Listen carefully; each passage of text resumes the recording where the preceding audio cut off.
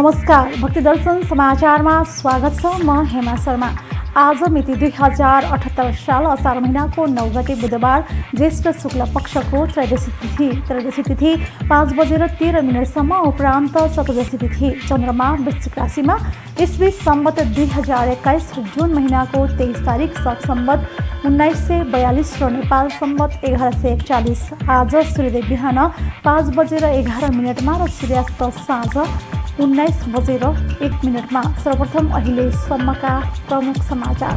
रूपन्देहीको सिद्धार्थ नगरपालिकाले पर्यटनलाई प्राथमिकतामा राखेर पर्यटन उद्योग, व्यापार र शिक्षा, हराभरा बुद्धभूमि सिद्धार्थ नगरको इच्छा भन्ने दीर्घकालीन सोचमा आधारित रहेर आगामी आर्थिक वर्षको नीति तथा कार्यक्रम ल्यायो। नगरपालिकामा पर्यटनको प्रवर्धन तथा विकासका लागि पर्यटन गृहयोजना तयार गरी सोको कार्यान्वयनबाट आन्तरिक तथा अन्तर्राष्ट्रिय पर्यटनको विकास गरिने।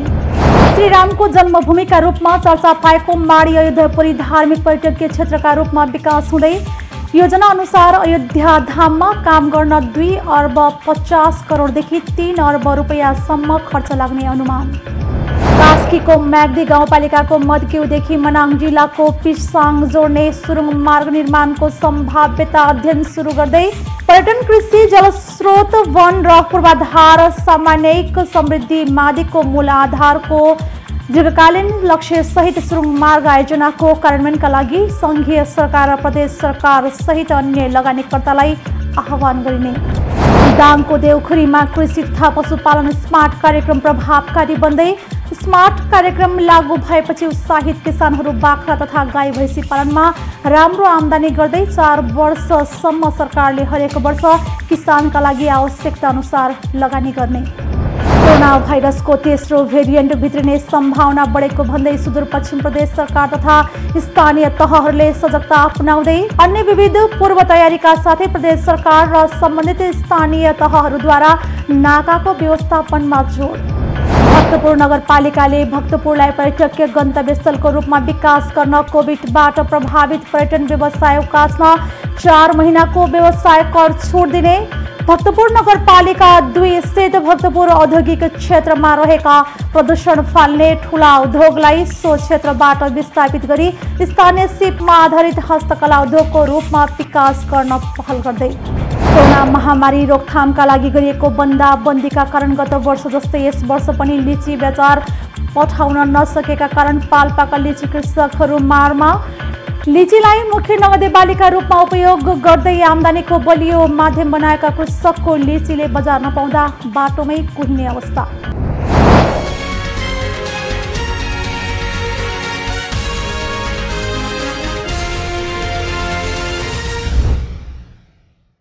अब समाचार विस्तारमा। रूपन्देहीको सिद्धार्थ नगरपालिकाले पर्यटनलाई प्राथमिकतामा राखेर आगामी आर्थिक वर्षको नीति तथा कार्यक्रम ल्याएको छ। पर्यटन उद्योग, व्यापार र शिक्षा, हराभरा बुद्धभूमि सिद्धार्थ नगरको इच्छा भन्ने दीर्घकालीन सोचमा आधारित रहेर नीति तथा कार्यक्रम ल्याएको हो। नगरपालिकामा पर्यटनको प्रवर्धन तथा विकासका लागि पर्यटन गृहयोजना तयार गरी सोको कार्यान्वयनबाट आन्तरिक तथा अन्तर्राष्ट्रिय पर्यटनको विकास गरिने नगर प्रमुख हरिप्रसाद अधिकारीले बताउनु भएको छ। बेलहिया हुँदै नेपाल प्रवेश गर्ने पर्यटकलाई आकर्षित गर्न डन्डा पुलमा बुद्धत्व झल्किने आकर्षक पर्यटकीय प्रवेशद्वार बनाउन सुरु भएको र त्यसलाई आउँदो वर्ष पूरा गर्ने अधिकारीले बताउनु भएको छ। पर्यटन क्षेत्रमा रोजगारी सृजनाका लागि स्थानीय युवाहरूलाई टुरिस्ट गाइड तालिम, छोटो तथा मध्यम अवधिको होटल व्यवस्थापन सम्बन्धी तालिम, स्थानीय हस्तकला प्रवर्धनका लागि कोसेली घर सञ्चालन गर्ने नीति तथा कार्यक्रममा उल्लेख छ। नगर क्षेत्रभित्रका पर्यटकीय गन्तव्यको पहिचान, सम्वर्धन र प्रचार प्रसारका लागि स्थानीय पर्यटन व्यवसायीहरूसँग सहकार्य गर्ने, सार्वजनिक निजी सहकारीको अवधारणा अनुरूप नगर क्षेत्रमा पर्यटन सूचना केन्द्र सञ्चालन गर्ने नीति तथा कार्यक्रममा उल्लेख छ। यस्तै बुद्धको आकृति झल्किने गरी नगरपालिकाको नयाँ कार्यालय भवन निर्माण गर्ने र नगरको पहिचान झल्कने गरी मायाको चिनो उपहार उत्पादन गर्न स्थानीय उद्यमी संस्थालाई प्रोत्साहित गरिने नगर प्रमुख अधिकारीले बताउनु भएको छ। नगरलाई सफा र स्वच्छ बनाई पर्यटक आकर्षित गर्न टोल विकास संस्था र आमा समूह तथा सबै नगरवासीहरूको सहभागितामा कार्यक्रम सञ्चालन गर्ने एक वडा एक उद्यान पार्क निर्माण कार्यालय अभियानको रूपमा सञ्चालन गरी हरित सहरको अवधारणा बमोजिम सिद्धार्थ नगरलाई 12 महिना फुल्ने सहरको रूपमा विकास गर्ने नीति तथा कार्यक्रममा उल्लेख छ। वातावरणीय संरक्षण पार्क निर्माण जैविक विविधता संरक्षण लगायतका कार्यक्रमलाई निरन्तरता एक घर 2 बिरुवा रोपण कार्यक्रम तथा ध्वनि प्रदूषण वायु प्रदूषण जल प्रदूषण र माटो प्रदूषण नियन्त्रण तथा न्यूनीकरण गरिने नीति तथा कार्यक्रममा उल्लेख छ। यस्तै कोरोना संक्रमण नियन्त्रण उपचार र प्रतिकार्यमा जोड र अन्य विपदको व्यवस्थापन बहुवर्षीय र क्रमागत योजनाहरू नगरका गौरवका योजनाहरू र अन्य आवश्यक पूर्वाधार निर्माणमा जोड दिने नीति तथा कार्यक्रममा उल्लेख छ। यस्तै शिक्षा स्वास्थ्यको क्षेत्रमा समावेशी विकास कृषि पशु विकास शहरी पर्यटन र उद्योगको विकासमा जोड दिने नीति तथा कार्यक्रममा समावेश गरिएको छ। यस्तै वातावरण संरक्षण पर्यावरणीय प्रवर्धन र फोहोर मैला व्यवस्थापन तथा सुशासन र संस्थागत विकासमा विशेष जोड दिने जनाइएको छ। यस्तै प्रत्येक वडामा मेलमिलाप केन्द्र गठन र मेलमिलापकर्ता तयार गर्न आवश्यक तालिमको व्यवस्था गर्ने नगरपालिकाको मौजूदा संगठन संरचनामा परिमार्जन गरी कर्मचारी दरबन्दी संख्या र तह एकिन गरी सोही बमोजिम कार्य विवरणसहित जिम्मेवारी दिने र शाखा प्रमुखहरूसँग कार्य सम्पादन करार गरी नतिजामुखी कार्य सम्पादनमा जोड दिने नीति तथा कार्यक्रममा उल्लेख रहेको छ। माडी धार्मिक पर्यटकीय क्षेत्रका रूपमा विकास हुने भएको छ। प्रधानमन्त्री केपी शर्मा ओलीले भगवान श्रीरामको जन्मभूमि माडीको अयोध्यापुरीमा पर्ने चर्चा गर्नु भएपछि यो क्षेत्र पर्यटकीय क्षेत्रका रूपमा विकास हुँदै गएको छ। अयोध्या धाममा निर्माण प्रचार प्रसार समितिका संयोजक श्री प्रसाद दवाडीले माडीमा अयोध्या धाम निर्माण गृह योजना अन्तर्गत यो क्षेत्रको विकासका लागि प्रदेश र संघीय सरकारले बजेट नै विनियोजन गरेपछि धार्मिक पर्यटकीय गन्तव्यका रूपमा फड्को मार्ने देखिएको छ। ऋषि वाल्मीकिको आश्रम रहेको वाल्मीकि आश्रम 5 पाण्डवले गुप्तवास बसेको गोदक 5 पाण्डव ताल समेतलाई समेटी अयोध्या धाम निर्माण गर्ने गरी योजना अघि बढेको बताइएको छ। अयोध्या धामसँगै माडीमा रहेको ऐतिहासिक सोमेश्वरगढी क्षेत्र माडीको धार्मिक पर्यटकीय क्षेत्रको विकासमा सहयोगी भएको र अब गृह योजना अनुसार नै अयोध्या धामलाई पर्यटकीय क्षेत्र बनाउने कार्य सुरु गरिने बताइएको छ। माडीमा अयोध्या धाम निर्माणका लागि डेकोर स्टुडियो प्रालीले गत वर्ष नै गृह योजना तयार गरिसकेको छ। योजना अनुसार अयोध्या धाममा काम गर्न 2 अर्ब 50 करोडदेखि 3 अर्ब रुपैयाँसम्म खर्च लाग्ने अनुमान गरिएको छ। अयोध्यापुरीलाई ऐतिहासिक धार्मिक तथा पर्यटकीय सहरका रूपमा विकास गर्ने गृह योजनामा उल्लेख छ। संघीय सरकारले आर्थिक वर्ष 2078-69 मा माडी अयोध्यापुरीको अध्ययन अन्वेषण संरक्षण र भौतिक निर्माणका लागि 2 करोड रुपैयाँ विनियोजन गरेको छ। वैकुण्ठ तालसम्म पुग्ने वैकुण्ठ मार्ग निर्माण गर्न माडी नगरपालिका 8 कार्यालयको पश्चिमपट्टि अयोध्या बाटिका बनाउन तथा वैकुण्ठ क्षेत्र स्थित चौर वा 12 घरे गाउँमा राम सीता उद्यान तयार गर्न र बाँदर झुलामा हनुमान झुला निर्माण गर्न बागमती प्रदेश सरकारले आगामी आर्थिक वर्षका लागि बजेट विनियोजन गरेको संयोजक दवाडीले जानकारी गराउनु भएको छ। प्रदेशको आर्थिक मामिला तथा योजना मन्त्रालयका अनुसार माडी नगरपालिका मार्फत कार्यान्वयन हुने गरी 5 पाण्डव कुण्ड संरक्षण गर्न 8 लाख रुपैयाँ, शनि मन्दिर निर्माण गर्न र प्राकृतिक ताल संरक्षण गर्न 10 लाख रुपैयाँ विनियोजन भएको छ। गत वैशाखमा रामनवमीका दिन भगवान श्री राम सीता र लक्ष्मणको मन्दिर निर्माण गरिएको छ। राजा दशरथले राज्य सञ्चालन गरेको दरबार धर्मशाला घोडसार उद्यान तथा आधुनिक बस पार्क विवाह मण्डप वाल्मीकि आश्रमको निर्माण जस्ता कार्यालय गृह योजनामा समेटिएको छ।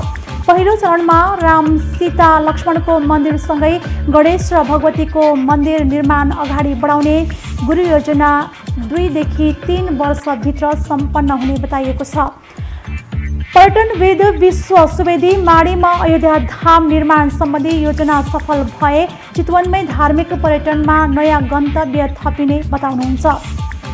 गत वर्ष असार 29 गते भानु जयन्तीका दिन आयोजित कार्यक्रममा प्रधानमन्त्री ओलीले भगवान राम नेपालकै माडीको अयोध्या धाममा जन्मिनु भएको तथ्य प्रमाण रहेको चर्चा गर्नु भएपछि माडी धार्मिक पर्यटकीय क्षेत्रका रूपमा चर्चामा आएको हो। कास्कीको म्याग्दी गाउँपालिकाको मदक्यूदेखि मनाङ जिल्लाको पिसाङ जोड्ने सुरुङ मार्ग निर्माणको सम्भाव्यता अध्ययन सुरु गर्ने भएको छ।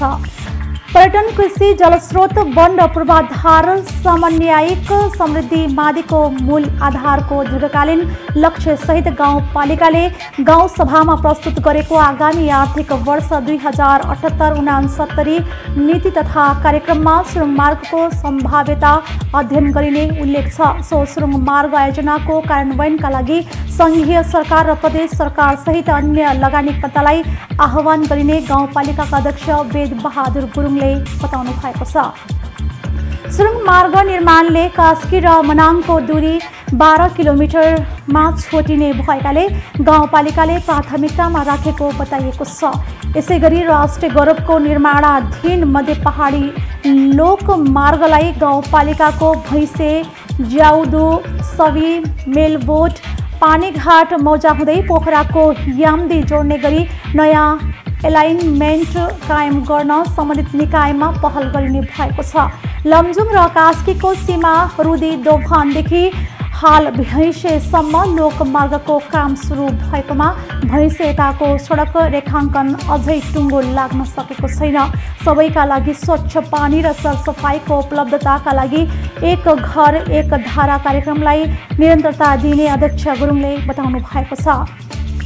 स्वच्छ र सफा खानेपानी आपूर्ति गराउन संघीय सरकार, प्रदेश सरकार तथा अन्य सरकारी तथा गैर सरकारी सङ्घ संस्थाको समन्वय गरिने उल्लेख छ।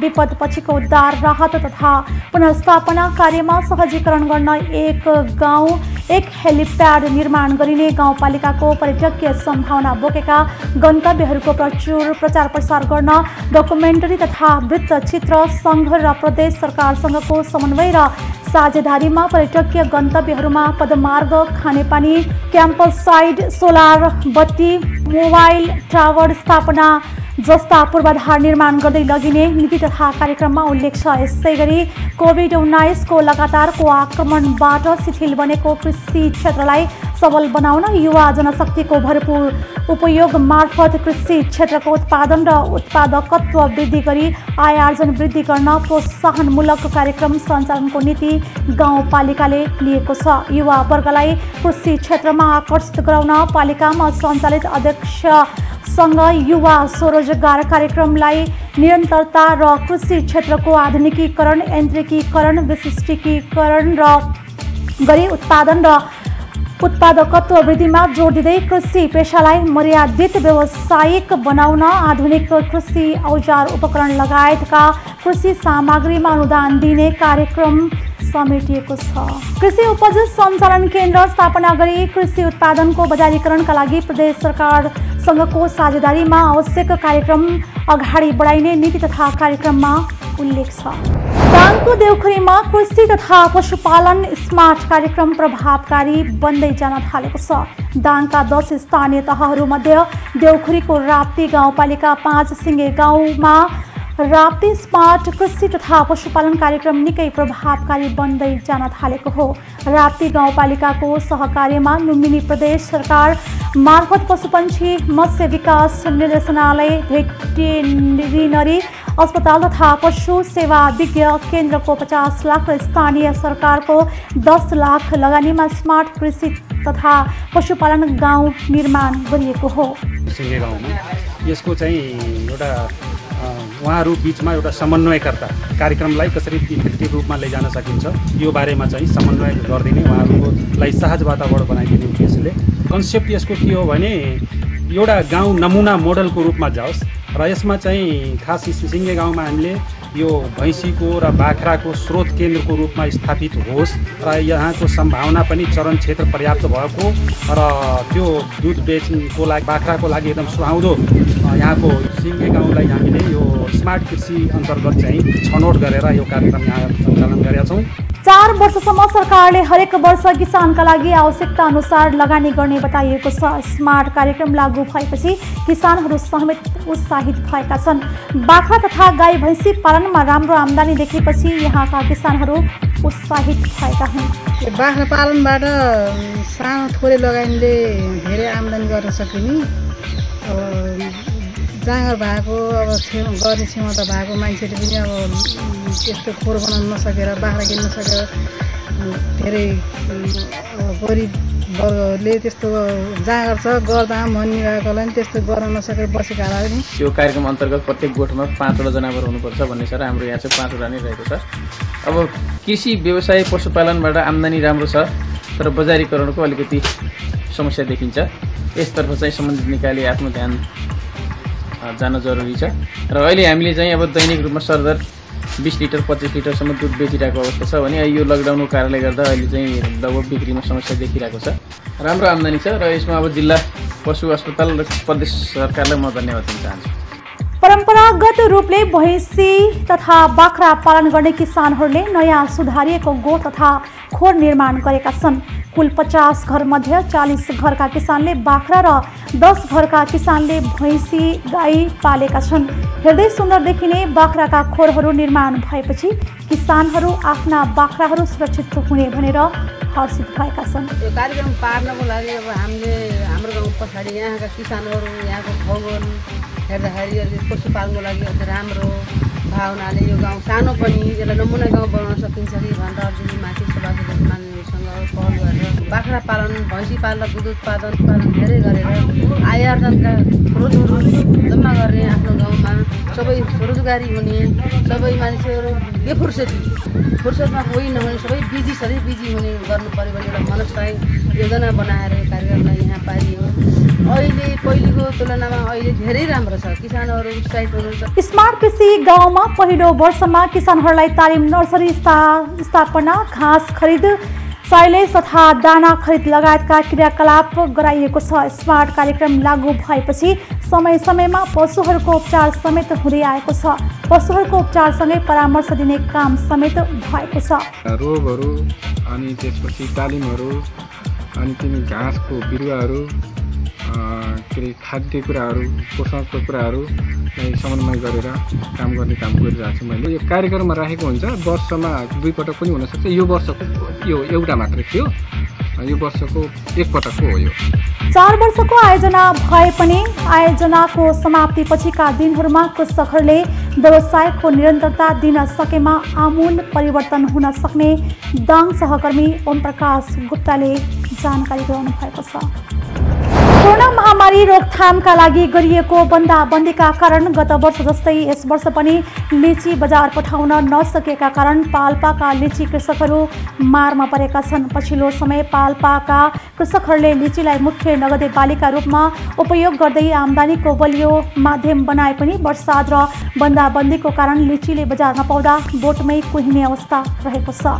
हाम्रो बारीका लिचीहरू भाउ पनि पाएको छैन, बजारले लान पनि छैन गाडीहरू, अनि समस्या भएको छ। कसरी के गर्ने, बुटैमा रहन दिने हो कि? अब यसलाई चाहिँ सरकारले स्थानीय सरकारले विशेष पहल गरिदिनु पर्यो, त्यसपछि बल्ल किसानको राहत मिल्छ। यो सरकारले गरेको पनि देखिया छैन। किन यस्तो गरिरहेको? किसान मर्कामा छ, लिची बुटैमा छ, झरिरहेको अवस्था छ। कोभिडले चाहिँ गाडी बन्द छन्, अस्त व्यस्त भइरहेको अवस्था छ। वर्षाले यस्तो गरिरहेको छ। 1 वर्षमा लगभग 1 लाखभन्दा माथिको बेचिन्थ्यो, अब अहिले केही बेच्नै नपाएको अवस्था छ। बुटामा त्यत्तिकै लिचीहरू छन्। कोभिडको कारणले गर्दा हामीले लिची बेच्नै पाइएन, किनभने यो किसानको माल किन्न आउँदा प्रतिस्पर्धा हुनुपर्छ। प्रतिस्पर्धा गर्न कुनै मान्छे पनि आएनन् र हाम्रो सबै तसनस भयो। खेतमा पनि त्यस्तै, बारीमा पनि त्यस्तै। न टमाटर बेच्न पाइए, न लिची बेच्न पाइयो, बेच्नै पाइएन। किसान जति बेला पनि मरेको मरे बेच्नै पाइएन। लिची र राम्रो भन्दाखेरि 1 लाखभन्दा बढीको बेचिन्थ्यो। यसपटकको व्यापारीहरूले खोइ के गर्नुभयो, आउनुभएको पनि छैन, आएर पनि राम्रो भाउ दिनुभएको छैन। नदिएको कारणले गर्दा लिची आधा झरेर गइसक्यो। समय असारमा लाग्दै लिची बेच्ने अहिले यो समयसम्म आउनुभएको छैन। खोइ के गर्नुभएको हामीलाई थाहा पनि दिनुहुन्न। गरिदिए राम्रो गरिदिए उहाँहरूलाई बाट हामी पनि आभारी हुने थियौँ। कृषिको प्रचुर सम्भावना बोकेको पाल्पाको तानसेन नगर रम्भा गाउँपालिकाको हुगी बगनासकलीको यमघा नयरनलेस पोखरा थोक तानसेनको मदन पोखरा लगायतका ठाउँमा व्यावसायिक रूपमा लिची खेती हुँदै आएको छ। उत्पादित वस्तुको बजारीकरणमा स्थानीय सरकारको कृषि उपजको ढुवानीका लागि सहयोग नहुँदा लाखौं रुपैयाँको फलफुल बोटमै सर्ने अवस्था आएको हो। कृषकहरूले उत्पादित कृषि उपज सदरमुकाम तानसेन, रूपन्देहीको बुटवल, गुल्मीको तमघास तथा नवलपरासीका विभिन्न बजारहरूमा बिक्री हुने गरेको छ। सडक यातायातको अवस्था र कोभिड संक्रमणको दौरमा कमी नआउँदा घर घरमा पुगेर खरिद गर्ने व्यापारी पनि नआउँदा बोटमै सर्ने अवस्था आएको हो। कृषकद्वारा उत्पादित कृषि उपज ढुवानीका लागि स्थानीय सरकारले अनुदानको व्यवस्था गर्नुपर्ने बताइएको छ। किसानहरूको यहाँ विभिन्न समस्याहरू छ। किसानहरूले हुन त किसानहरूलाई यो सहकारीहरू मार्फत सङ्कलन गरेर बिक्री वितरण गर्ने व्यवस्था पनि छ र त्यसमा किसानहरूले पुरा आफ्नो मूल्य लिन पाउनुभएको छैन। र अहिले यो दुई वर्षको बिचमा यो कोभिडले गर्दाखेरि उत्पादन भएर खेरा गएको अवस्था छ र यो खेरा गएको अवस्था र खाना सम्बन्धित उपभोक्ताहरूले खाना नपाएको अवस्था, यसलाई मध्यनजर राखेर ठाउँमा नगरपालिका जनप्रतिनिधिहरूले हामी सबै मिलेर किसानहरूलाई कमसेकम ढुवानीमा अनुदान दिने र यसको सामान्य मूल्य निर्धारण पनि गरिदिने व्यवस्था भयो भने उहाँहरूलाई ठुलो राहत मिल्छ। स्थानीय सरकारले उत्पादनमा आधारित ढुवानीको लागि अनुदानको व्यवस्था गरेको खण्डमा आयातित कृषि उपजको प्रतिस्थापन गर्दै व्यवसायिक कृषिको माध्यमबाट कृषकहरूको जीवनस्तरमा परिवर्तन हुने देखिन्छ। त्यसका लागि स्थानीय सरकारले किसानमुखी कार्यक्रम बनाउन जरुरी रहेको पाल्पा सहकर्मी प्रकाश नेपालले जानकारी गराउनु भएको छ।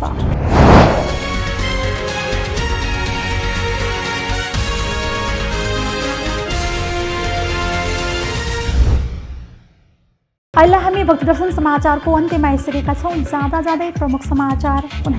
रूपन्देहीको सिद्धार्थ नगरपालिकाले पर्यटनलाई प्राथमिकतामा राखेर पर्यटन उद्योग, व्यापार र शिक्षा, हराभरा बुद्धभूमि सिद्धार्थ नगरको इच्छा भन्ने दीर्घकालीन सोचमा आधारित रहेर आगामी आर्थिक वर्षको नीति तथा कार्यक्रम ल्यायो। नगरपालिकामा पर्यटनको प्रवर्धन तथा विकासका लागि पर्यटन गृहयोजना तयार गरी सोको कार्यान्वयनबाट आन्तरिक तथा अन्तर्राष्ट्रिय पर्यटनको विकास गरिने। श्रीरामको जन्मभूमिका रूपमा चर्चा पाएको माडी अयोध्यापुरी धार्मिक पर्यटकीय क्षेत्रका रूपमा विकास हुँदै योजना अनुसार अयोध्या धाममा काम गर्न 2 अर्ब 50 करोडदेखि 3 अर्ब रुपैयाँसम्म खर्च लाग्ने अनुमान। कास्कीको म्याग्दी गाउँपालिकाको मदक्युदेखि मनाङ जिल्लाको पिसाङ जोड्ने सुरुङ मार्ग निर्माणको सम्भाव्यता अध्ययन सुरु गर्दै पर्यटन, कृषि, जलस्रोत, वन र पूर्वाधार सामान्यिक समृद्धि मादिको मूल आधारको दीर्घकालीन लक्ष्य सहित सुरुङ मार्ग आयोजनाको कार्यान्वयनका लागि सङ्घीय सरकार र प्रदेश सरकार सहित अन्य लगानीकर्तालाई आह्वान गरिने। दाङको देउखुरीमा कृषि तथा पशुपालन स्मार्ट कार्यक्रम प्रभावकारी बन्दै स्मार्ट कार्यक्रम लागू भएपछि उत्साहित किसानहरू बाख्रा तथा गाई भैँसी पालनमा राम्रो आम्दानी गर्दै 4 वर्षसम्म सरकारले हरेक वर्ष किसानका लागि आवश्यकता अनुसार लगानी गर्ने। कोरोना भाइरसको तेस्रो भेरिएन्ट भित्रिने सम्भावना बढेको भन्दै सुदूरपश्चिम प्रदेश सरकार तथा स्थानीय तहहरूले सजगता अपनाउँदै अन्य विविध पूर्व तयारीका साथै प्रदेश सरकार र सम्बन्धित स्थानीय तहहरूद्वारा नाकाको व्यवस्थापनमा जोड। भक्तपुर नगरपालिकाले भक्तपुरलाई पर्यटकीय गन्तव्यस्थलको रूपमा विकास गर्न कोभिडबाट प्रभावित पर्यटन व्यवसाय उकास्न 4 महिनाको व्यवसाय कर छुट दिने।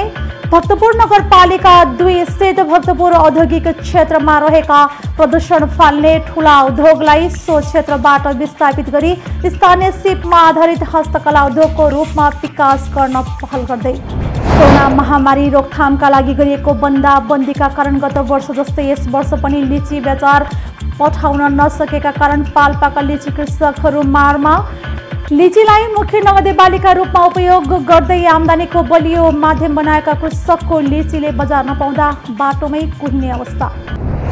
दूरदर्शन समाचार यति नै। सामाजिक सञ्जाल मार्फत हामीसँग जोडिनका लागि फेसबुक तथा ट्विटरमा लाइक तथा फलो गर्न सक्नुहुनेछ भने युट्युब मार्फत पनि हामीलाई प्रत्यक्ष हेर्न सक्नुहुनेछ। त्यस्तै कुनै सल्लाह सुझाव तथा प्रतिक्रिया भएमा भक्तिदर्शन@emountaintv.com मा हामीलाई पत्राचार गर्न सक्नुहुनेछ। धर्म संस्कृति तथा संस्कारको संवाहक भक्तिदर्शन टेलिभिजन HD हेर्दै रहनुहोला। नमस्कार।